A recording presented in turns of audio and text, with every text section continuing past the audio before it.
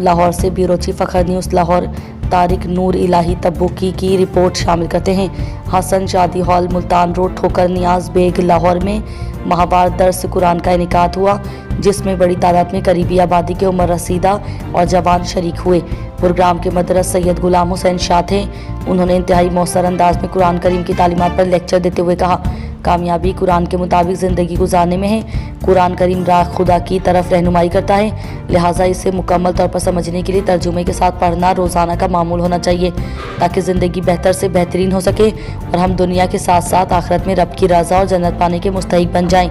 खैर मुकदमी कलमात व निज़ामत अब्बास खान ने की। बाद शुरका के नाम आज़म शाहीन, सैयद फैयाज शाह, हाफिज़ मोहम्मद हुसैन गुलड़वी, खालिद गुज्जर, आमिर बल्ला, हाजी रमज़ान, कारिब जट वगैरह शामिल थे। और रहमान का बंदा कैसे बने, सुनिएगा।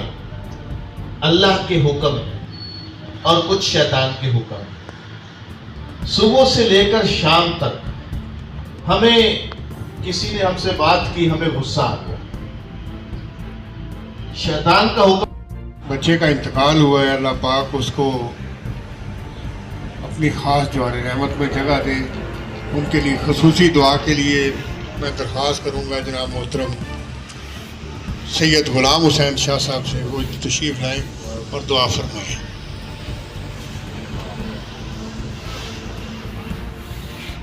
बिस्मिल्लाहिर्रहमानिर्रहीम। मालिक हम सब तेरे बंदे